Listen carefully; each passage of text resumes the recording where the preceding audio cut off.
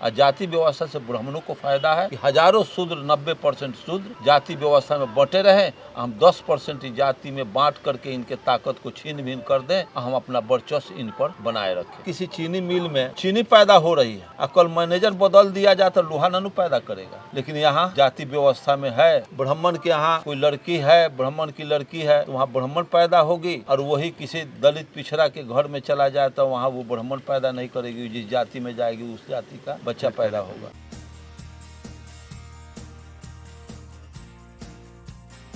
जातिवाद क्या है और जाति हमारे समाज से ख़त्म कब होगी और कैसे होगी? जाति ख़त्म करने के लिए हमारे समाज के लोगों को क्या करना पड़ेगा? आप अक्सर जातिवाद क्या है इस पे प्रकाश डालते रहते हैं, किस तरीके से इस जाति को लेकर, जातिवाद को लेकर अपना समाज हमेशा नुकसान उठाता है, तो आज के इस वीडियो में आप इसका समाधान बताइए। देखिए, जाति थोपी गई व्यवस्था हजारों बरस से, ये 2000 बरस से हम जाति भेद में, जाति के फेर में पड़े हुए हैं और जाति व्यवस्था को ढो रहे हैं कि इंसान में जाति होती है। मैं बराबर कहता हूं कि जाति इंसान में होती नहीं है। जाति का खात्मा तब होगा कि हम दिल से, ज्ञान से सत्य को समझें, और जब सत्य समझ लेने के बाद उस पर इम्प्लीमेंट करना चाहिए, लागू करना चाहिए, सत्य के साथ सत्य को आगे बढ़ करके सत्य का अनुकरण करना चाहिए। लेकिन यहाँ लोग आगे बढ़ना नहीं चाहते हैं, चाहते हैं कि दूसरा आगे बढ़े, हम दिखार न हो, परंपरा हम न तोड़ें। लेकिन विज्ञान समय तो परंपरा तोड़ रही है, और एक समय आएगा कि जाति के दीवार भरभरा के टूटने लगेगा, इसके प्रयास में हम लोग हैं। और विज्ञान प्रमाणित कर दिया है कि हर एक्शन का रिएक्शन होता है, हर क्रिया का प्रतिक्रिया होता है। आज का विज्ञान कल पुराण पड़ रहा है। बहुत हद तक जाति व्यवस्था के पोल को लोग समझे हैं। जाति मानव में होती ही नहीं है। जाति जैसे मैं कहता हूँ कि पक्षियों में होती है, वनस्पतियों में होती है, पशुओं में होती है, मछलियों में होती है, उस तरह से मानव में जाति नहीं होती है। और जब हम समझ गए कि जाति मानव में नहीं होती है, तो फिर इसको अमल में लाने से हम डरते क्यों हैं? क्योंकि परंपरावादी बन गए।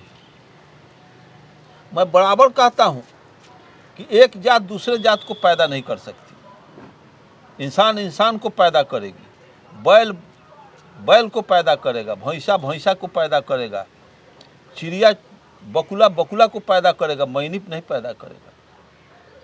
अगर सेम उसी तरह की अगर जाति है, जैसे कि मैनी को बकुला से क्रॉस करेगा, अंडा नहीं देगी, गाय को भैंसा से क्रॉस करेगा, बच्चा नहीं देगी, हाथी को ऊंट से क्रॉस करेगा, बच्चा नहीं देगी। ये प्रमाणित है, दोनों दो जाति है, इसलिए बच्चा नहीं हुई।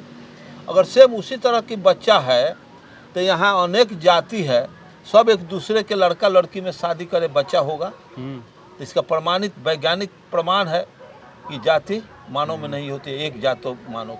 तो जब हम इस समझ गए तो हमको तो अपने जातीय जो मान्यता प्राप्त जाति है, जो हम हलवाई हुए तो हलवाई में हमें शादी नहीं करना चाहिए। मैं कई बार प्रस्ताव रखा दूसरे सामाजिक बंधन, रूढ़िवादी बंधन में दूसरे जाति जो मान्यता है उस जाति में करने के लिए, लेकिन लड़की वाला तैयार, लड़का वाला तैयार नहीं हुआ। इसलिए नहीं तो मैं अपने बच्ची की शादी करने के लिए, अपना लड़का की शादी करने के लिए चमार में, बनिया के और सेक्टर में, दलित में, इस सब में करने का प्रस्ताव रखा, लेकिन वही सब एक्सेप्ट नहीं किया। क्योंकि मैं जानता हूँ कि मानव की जाति होती ही नहीं। हमको 2000 बरस से जाति व्यवस्था को पढ़ा दिया गया है कि इंसान की जाति होती है, इसलिए हमारे पूर्वज लोग करते आए हैं, हमारे पूर्वज लोग मानते आए हैं। यही मानना और जानने की जरूरत नहीं, मानते आने का नतीजा हुआ है कि जाति व्यवस्था चल रही है। और जाति व्यवस्था से ब्राह्मणों को फायदा है कि हजारों शूद्र 90% शूद्र जाति व्यवस्था में बटे रहें, हम 10% जाति में बांट करके इनके ताकत को छीन भीन कर दें, हम अपना वर्चस्व इन पर बनाए रखें। तो कहीं ना कहीं आपके बातों से मुझे ये लग रहा है कि अगर जाति समाज से ख़त्म करना हो तो जितने भी इंसान की जाति है इस देश में 90% खासकर अर्जक शोषितों की बात करें, उन सभी में एक दूसरे में शादी विवाह करना पड़ेगा, तभी जाकर जातिवाद खत्म बिल्कुल, होगी। बिल्कुल। इसके अलावा कोई और रास्ता है? बिल्कुल कोई रास्ता नहीं। बस यही रास्ता हाँ है। हाँ, तो जाति टूटेगी, आज भी टूट रही है। कि हमारे ही गांव में एक मुसलमान की लड़की से एक चमार शादी कर लिया और गांव में रखे हुए बच्ची को, फिर माली एक बच्ची का शादी करके गांव में रखे हुए। कहाँ वहाँ, यहाँ मुसलमान की लड़की है और वहाँ दूसरे जाति में पूरा तो वहाँ हिंदू पैदा कर रहा है। ये लड़की हिंदू वहाँ पैदा कर रहा है, ये लड़का वहाँ हिंदू पैदा कर रहा है।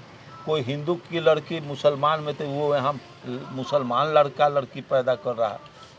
ये सब क्या नफासत है? इसका मतलब है कि मर्दों की जाति होती है, महिलाओं की जाति। जैसे कि आज किसी चीनी मिल में चीनी पैदा हो रही है और कल मैनेजर बदल दिया जाए तो लोहा ननू पैदा करेगा। लेकिन यहाँ जाति व्यवस्था में है कि ब्राह्मण के यहाँ कोई लड़की है, ब्राह्मण की लड़की है तो वहाँ ब्राह्मण पैदा होगी, और वही किसी दलित पिछड़ा के घर में चला जाए तो वहाँ वो ब्राह्मण पैदा नहीं करेगी। जिस जाति में जाएगी उस जाति का बच्चा पैदा होगा। तो ये सब मान्यता है, ये सब नहीं। कोई इंसान इंसान को पैदा करता है, पशु पशु को पैदा करता है। ये स्थिति है। वैज्ञानिक हमको चिंतन रखना चाहिए, उसी के आधार पर सत्य को और असत्य को जाना जा सकता है।